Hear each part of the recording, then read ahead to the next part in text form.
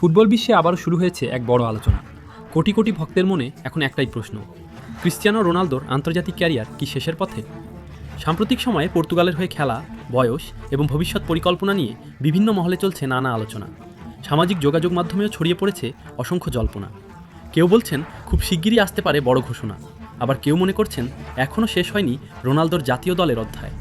এদিকে Portuguese football অঙ্গনেও রোনালদোর ভবিষ্যৎ নিয়ে চলছে আলোচনা।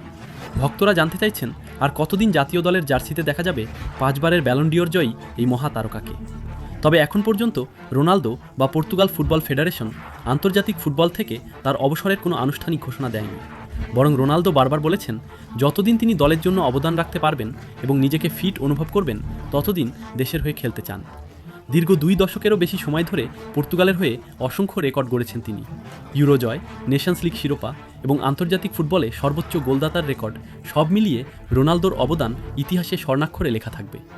এখন পুরো ফুটবল বিশ্বের অপেক্ষা একটাই, রোনালদো নিজে কবে তার আন্তর্জাতিক ভবিষ্যৎ নিয়ে চূড়ান্ত সিদ্ধান্ত জানাবেন।